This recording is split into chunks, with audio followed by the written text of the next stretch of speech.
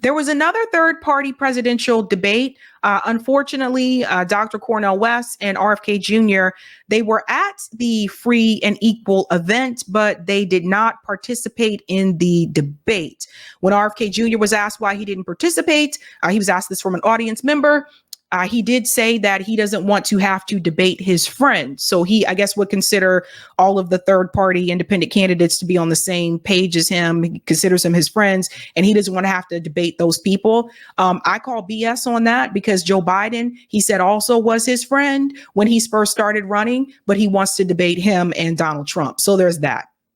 They get into that.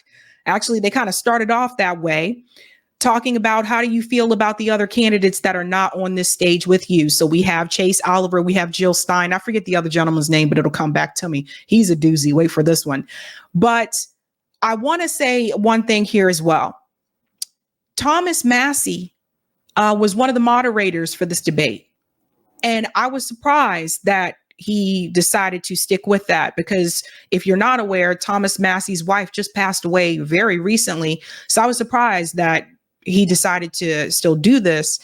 But I think this is the first time a congressman has participated as a moderator in a third party debate. So very interesting. Let's go ahead and get into that. How do you feel about these other candidates not being here? 4 candidates, including 2 independents, a Republican and Democrat, declined the invitation to participate this evening. What would you say to the candidates who chose not to debate tonight? Well, I'll start with the first 2. That'd be the Democrat and the Republican, Trump and Biden. I know you 2 men are afraid to actually be in a debate stage. We're going to argue about something that's more important than your golf score, where you're actually going to have to be coherent and actually have to defend your ideas. And I know that makes you scared. But don't be afraid, because there are other candidates who are willing to get on the stage. You see 3 of them right here. But there are 2 more that were invited to participate in this debate that want to be an independent outside of the 2-party choice for president for you, but didn't take the time to come challenge those ideas on the debate stage. Speeches are great. Speeches are fine. But it's so much better when you can challenge and defend your record and defend your beliefs on a debate stage. That's what the American people want to see. They want to see the passion. They want to see the fire. And if you're not willing to get on a debate stage, I have to question your commitment to actually wanting to be the president of the United States. And so my challenge to the 2 independent candidates, and frankly to the Democrat and Republican who aren't here tonight, is get here next time. Don't be a coward. Don't practice the hubris that says, this is too beneath me. This is just the B team. The truth is if you're waiting to be on a debate stage that will only include Donald Trump and Joe Biden, unless you're Donald Trump or Joe Biden, you're going to be waiting a long time, because the 2-party system shuts you out. Each of us on stage recognizes this, and we take every opportunity we can.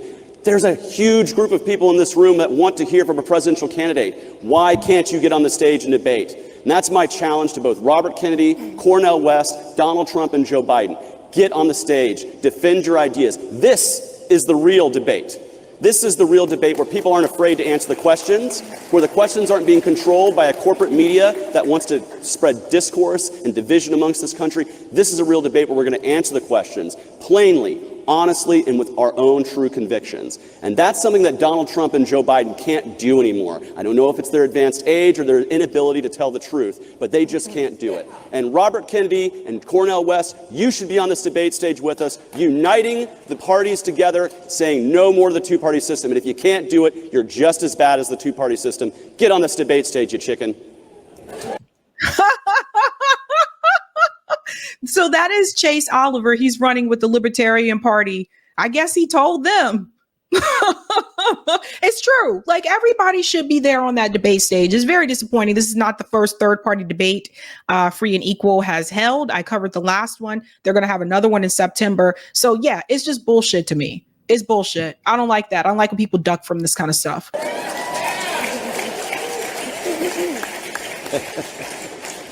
Thank you. Dr. Jill Stein? Well, I'll agree with all that, and I'll say that one thing about the free and equal debates is that we have very different opinions, but we're all very respectful of each other. We're not tearing each other down as people. We're learning from each other and respecting each other's ideas. That's not something that we hear on the debate stage with the Democrats and the Republicans. We hear them hurling tomatoes at each other and tearing each other down and arguing about their golf scores and ridiculous things like that, distracting from the real problems that the American people need to be talking about. And that's what we're doing on this debate stage tonight. And I would note that the two candidates who are not showing up tonight, the two independents, have never shown up for debates, though one of them pleads for open debates but is not willing to do that himself. And I'm talking about RFK there, who's been pleading with Trump and Biden to debate with him, has even challenged legally, but is not willing to extend that courtesy to his fellow candidates. So this is a problem. The American people, we know, demand open debates, so it really is an affront to voters and to democracy, and it does demonstrate real inability to stand up and defend your ideas. In particular, RFK says that he's a peace candidate, but he very much supports the genocidal war in Gaza. And I would like to ask him, how can you describe yourself as a peace candidate? Are you saying that the war against Gaza is not a war? That is a war. It has the potential to explode like some of the other worst wars, like the war in Ukraine. Both of these are wars that could go nuclear, that are expanding, that are incredibly dangerous right now. And RFK needs to be here to defend his policies. He also claims to be against the big money system, but he's very much a part of that big money system and has a super PAC, which last I heard had about $50 million in it, contributed largely by two people. One thing I want to add here too, for those who are not aware, RFK Jr. was present at the event. He gave a solo speech. I don't know what that shit was about. I don't know what that was about. Okay. Like this is not the Jackson 5 and RFK is not Michael. That's not what this is. Where you just like, okay, I'm just, it's all about me, me, me. So he gave a speech at the debate, but he didn't participate in the debate. And I think what Jill said there is correct. He doesn't want to get pressed on those issues. So I'd like to hear how that is, very much. How that is outside of the system. Appreciate so yes, it. stand up and defend your ideas. Thank you. Thank you. Randall Terry. All right, so we'll start with questions. For Bobby Kennedy. So that's his name, Randall Terry.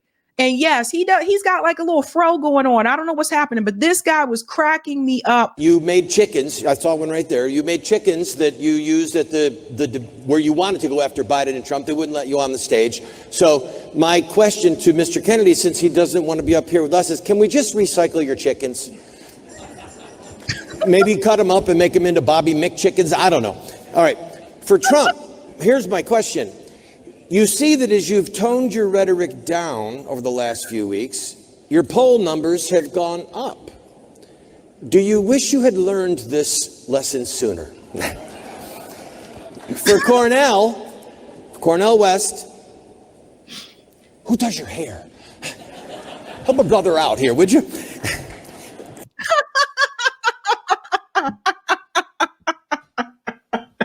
He does give you Bob Ross vibes, right? Let's paint a happy little cloud. We're going to put a happy little tree over here in the corner. And then for Biden, Joe, how many fingers am I holding up? Four. The creepy whisper. Now to the serious questions. Dr. West, you know the numbers. 12% of American women are African American, but 36% of dead babies by abortion are committed on black women. It's grotesquely out of balance because abortion was always targeted at black people and at minorities. It is black genocide, and Cornel West knows it. And how can you possibly tie it together with other issues? Let me just comment there for a second, because some people may not realize that, but I think he's referring to, Margaret Sanger when she started Planned Parenthood. I guess the sole focus for her was to try to, wipe out African Americans. So that's why some people are heavily against African American women having abortions. Just FYI. To Trump, thank you for giving us judges that overturned Roe versus Wade. Thank you. But why did you mock DeSantis? Why did you throw the babies under the bus? Why did you change the party platform? Do you really want to wade through the blood of innocent children to get back into the White House? And to Biden and to Kennedy, my question is very simple. How can you possibly betray your faith? You say that you are Catholic, and yet you have betrayed Jesus Christ. You have betrayed the children. You have betrayed innocent blood.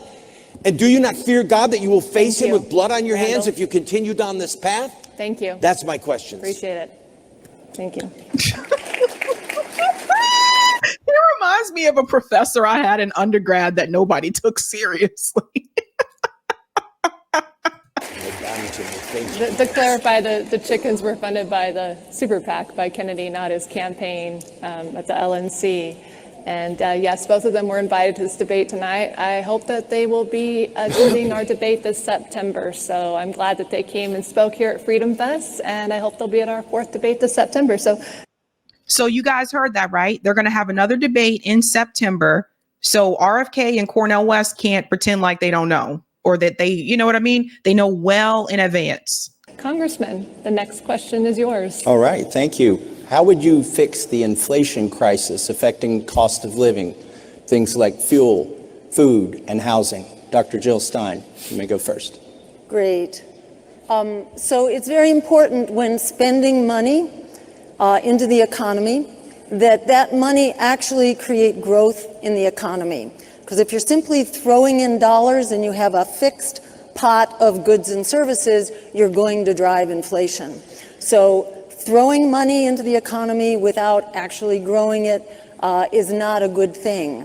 So simply providing corporate tax breaks, or for that matter, the military expenditures have been hugely inflationary, and that is now costing us $1 trillion a year in our military budget, yet that is not actually growing the economy.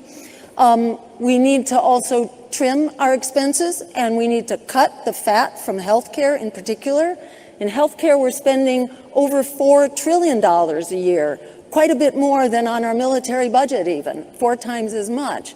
Yet we know that 1 out of every $3 in healthcare right now is spent basically on bureaucracy and paper pushing. And by moving to a Medicare for All system, we basically trim the waste out of healthcare, and doing that, we can actually save $500 billion a year at the same time that we massively expand healthcare. Because right now, so many Americans, 87 million Americans, do not have health care, either lack it entirely or are inadequately insured, cannot afford their pharmaceuticals, cannot go to a doctor or an emergency room when they're sick.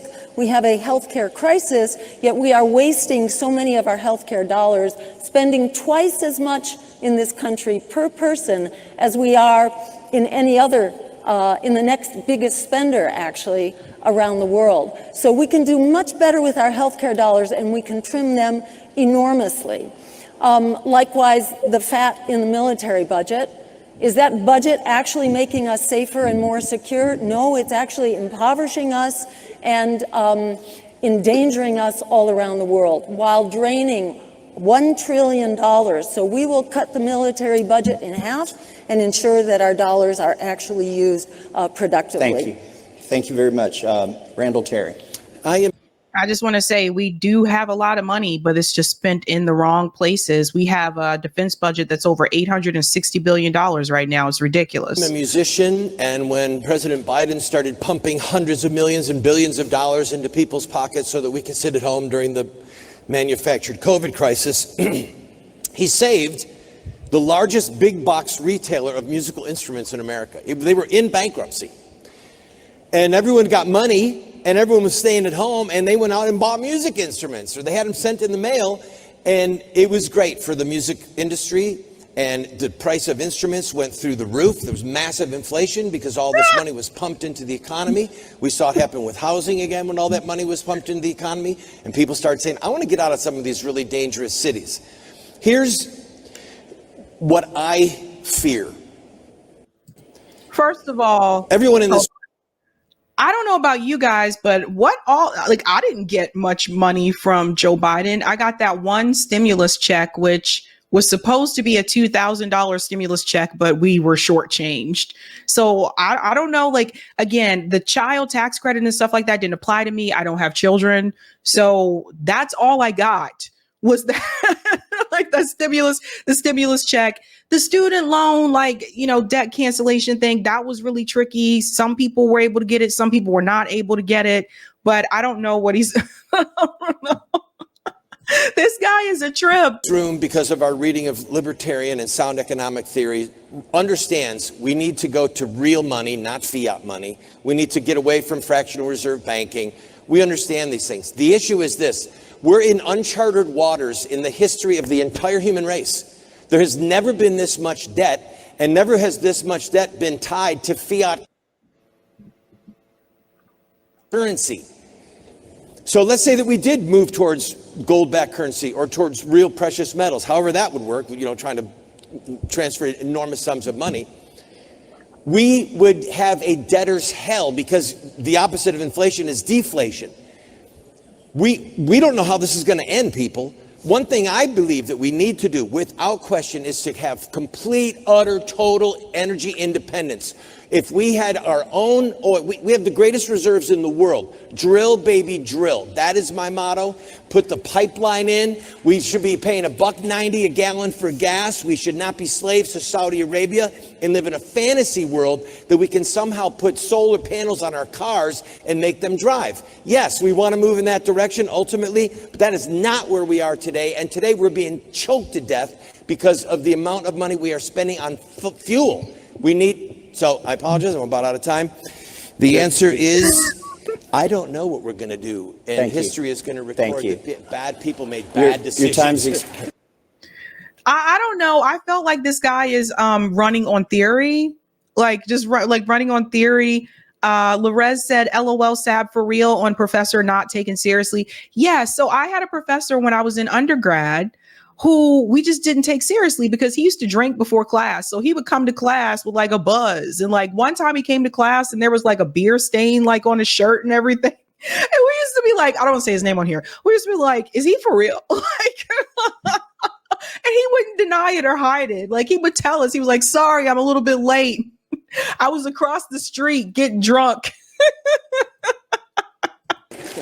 I wish I had my gavel that they gave me in Judiciary Committee. I've seen a lot of gavels in my life. Guilty. Take him to jail. Chase, was that his rebuttal? Did he just use one? Chase Oliver. How would we boost the economy and get our economy back on track? The first thing we need to do is stop putting money into the hands of Washington, D.C. central planners who decide these things for us and return the money back to individuals to make decisions for themselves. Because the most powerful market force is the trillions of individual decisions that Americans make each and every day in the marketplace. The worst hindrance to that is central planners in Washington, D.C. deciding where your money needs to go, what it needs to be invested, and picking those winners and losers. So that's what we have to do, is get ourselves out of the way. Get government out of the way of innovation. That's what will boost our economy. Reduce the debt, reduce the deficits, and you have to do that by cutting spending. You can't just cut taxes, because when you cut taxes, you create debts and deficits which drive up inflation and is a hidden tax on every single American. So not only do we have to cut taxes, which I would love, but we have to cut spending, and you do that by being brave enough to grab the third rail of American politics, Social Security and entitlements. We have to get these under control or remove them entirely. Why? Because my generation right now, I'm paying every paycheck I get into a Social Security program that will be completely bankrupt by the time I'm retired and need to retire. It's a better idea to sun down that program to allow individuals to save for themselves and to actually have a real retirement. But in every single facet of our economy, the government does too much, makes too many decisions, and moves our money around. My grandfather used to tell me the government will tax you $1 and give you a dime. That is because of the inefficiency of a government bureaucracy, the red tape, and the bribery that happens at our government level. And it's time for that to stop. How do we boost the economy? We get the government back down to size, where it's small enough to fit in the palm of our hand, and let each and every one of us make the decisions for ourselves, how best to live our lives, spend our money, and contribute to this economy. That will create growth that we have never seen in this country in my lifetime, because we've never seen someone who's brave enough to actually cut spending in my lifetime. And it's time for that to change. So here's a question I have for everyone, and I'll answer this one as well. Pizza the Hut said, is that a clip-on tie? I don't think so? Like, what? I don't think so. It doesn't look, I don't think so. It looks like the tie is going underneath the collar. So I don't think it's a clip on. I've seen someone else ask that question too in the chat. But anywho, how do you guys feel about this? It's something that I've been thinking about for quite some time. Imagine if the states governed themselves. So you know how we have the ballot initiative states where you can vote for certain things, like with the ballot and all that kind of jazz. Like you can vote on these questions in the ballot for your state, but not every state is a ballot initiative state. So that's how we legalized marijuana here in Massachusetts years ago. That was a question that was a part of, the election. And it was just one of those questions that we voted yes or no on. So imagine if all the states governed themselves. So imagine if whatever you wanted, you would live in the state that has what you want.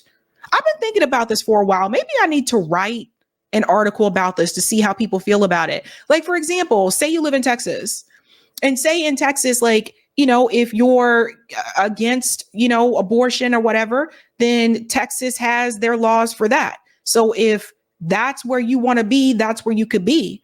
But imagine if you really did want to live in a state that did have more like a socialist program, that did have more like, worker ownership of the job. So like, for example, instead of fighting for unions, like let's say you lived in Massachusetts and our big thing was worker co-ops. So we were giving workers, ownership of production.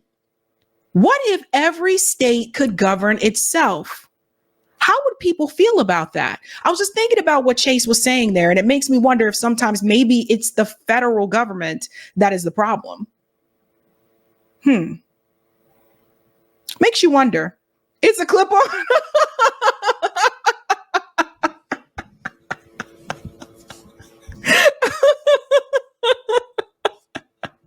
You guys are something else, man. Yikes. Thank you.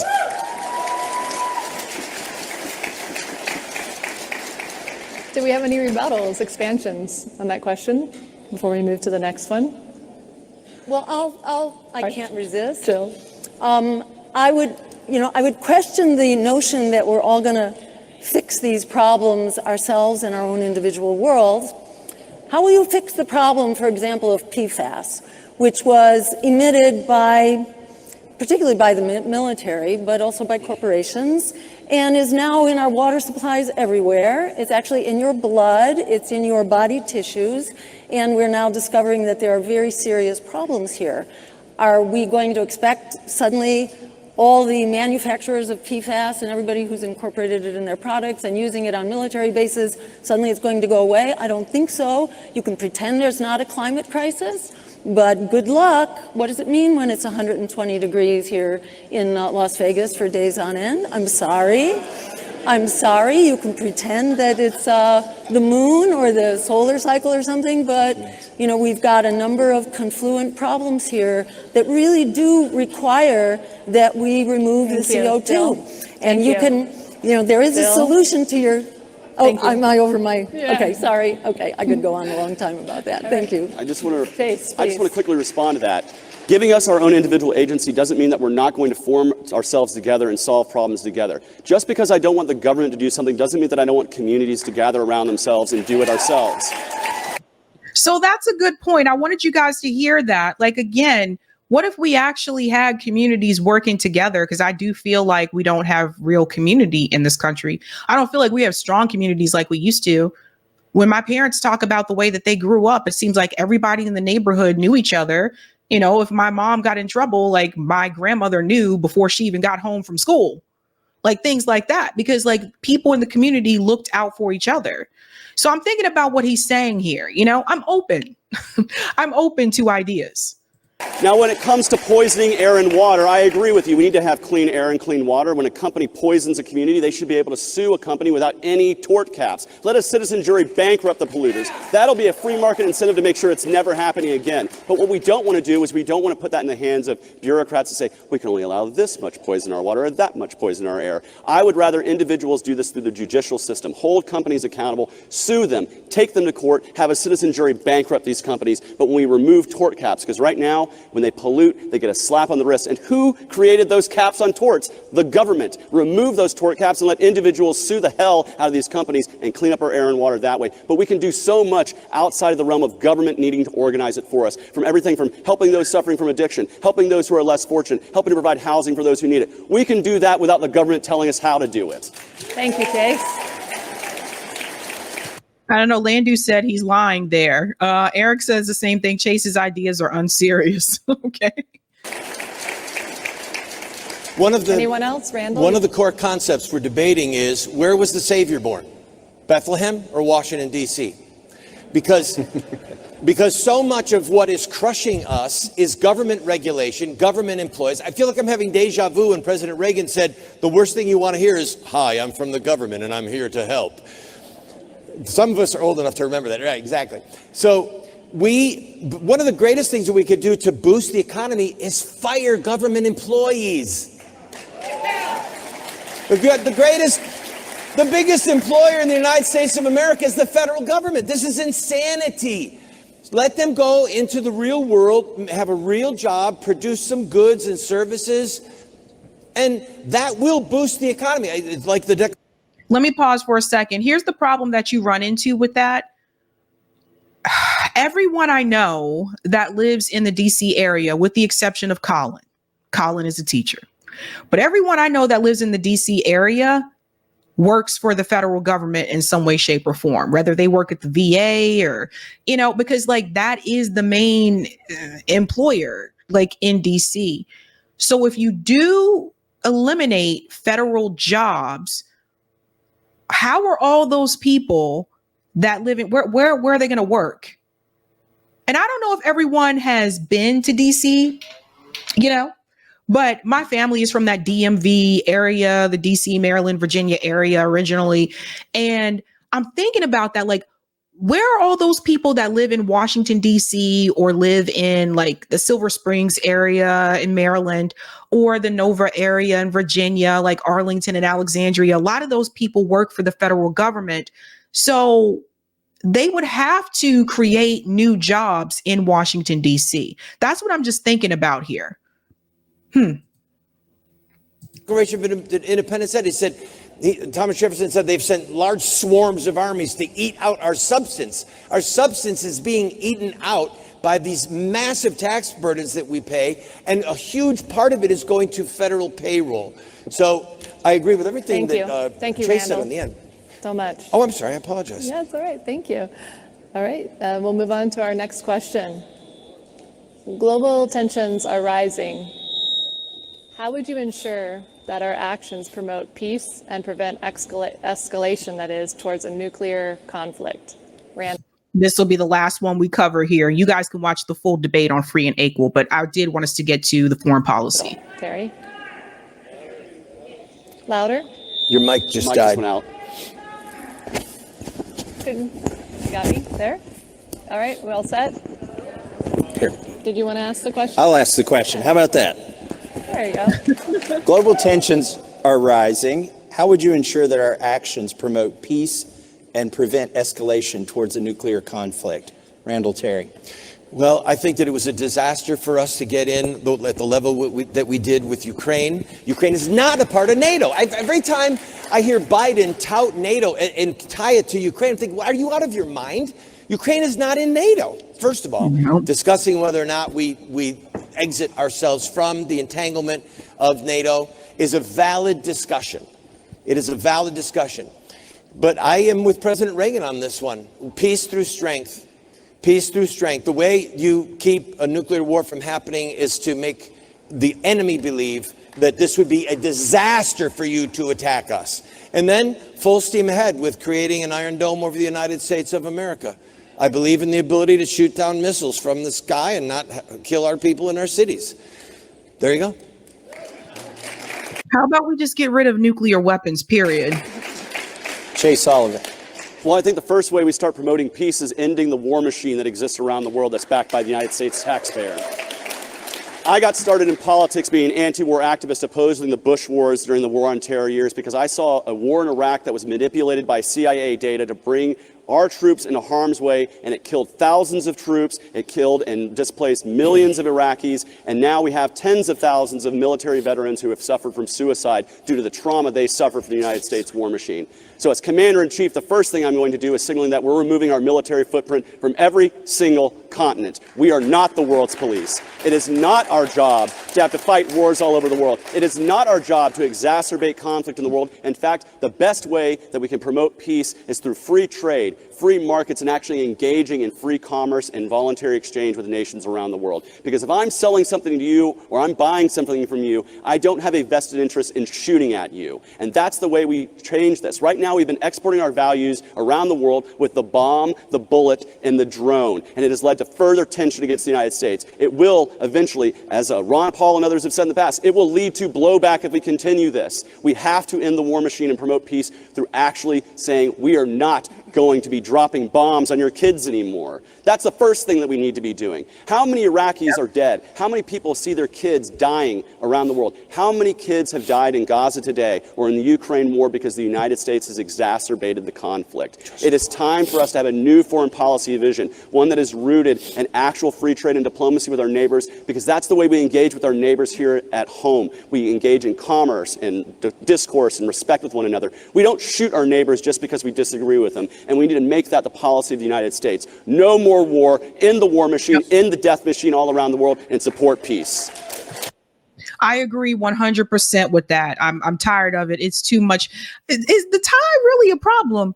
Felipe says, is he wearing his dad's tie? Does the tie look that bad, guys? I don't know. I haven't. The only time I wore ties is when I worked at the Olive Garden, because all of us had to wear a tie at the Olive Garden. But is the tie really that bad? Is it a bad tie? Thank you. Dr. Jill Stein. So we currently have a foreign policy based on militarism.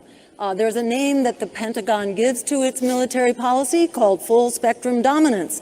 It's sort of peace through strength taken to the nth degree, which is that the U.S. shall dominate all potential spheres of conflict, all competition across the world in all possible domains, in the sky, on the land, on the sea surface, under the sea, in cyberspace, and so on. And this has led to so many conflicts where we are basically seeking to dominate. And we see now ourselves really on the verge of potentially nuclear conflicts in 3 areas around the world. In Ukraine, where we are fighting a proxy war, which could have been avoided had we simply respected the promise that was made to Gorbachev at the time that Germany reunited. And we said, we're not moving 1 inch to the east. Yep. And it was well known that if we did move 1 inch to the east, we were going to be treading on Russia's border. And I just want to make the point that what Russia is doing around its border is exactly what we did when Russia moved its missiles into Cuba, and we had launched the nuclear missiles. Fortunately, our leaders had the good sense to talk with each other and to use diplomacy. They don't seem to do that now. They seem hell-bent on using basically competition weapons and showing that I'm tougher than you are. And we're now moving up this escalation ladder right now in both Ukraine and in Israel, which is absolutely terrifying. Remember that 1 nuclear-armed submarine contains the equivalent of 5,000 Hiroshima bombs. And we have 14 of these nuclear-armed submarines. And the U.S., unfortunately, dismantled 2 of our major nuclear treaties. It only takes a few of those weapons to trigger nuclear winter. It doesn't matter that it's over there. It affects us all. Just 1 nuclear sub would basically wipe us all out from nuclear winter. We need to back off. We need to abolish nuclear weapons altogether. Okay, ladies and gentlemen, again, that is the free and equal third-party presidential debate with Jill Stein, Terry, what did you tell me his name was? Oh, Randall Terry from the Constitution Party, and Chase Oliver from the Libertarian Party. Again, for those just joining, RFK Jr. and Cornel West did not want to be, I guess, a part of this debate. I think Cornel West had a scheduling conflict, but they were there at the event, but they did not want to participate in the debate. You can watch the rest of that on the free and equal channel. on YouTube. I think they also have this on Rumble, if I'm not mistaken, where you can watch the full discussion. But I think it's great to, give third party and independent candidates a chance to actually have a full debate. And the last one that they did was pretty awesome too. So there will be another one in September. So stay tuned for that. Should be pretty good.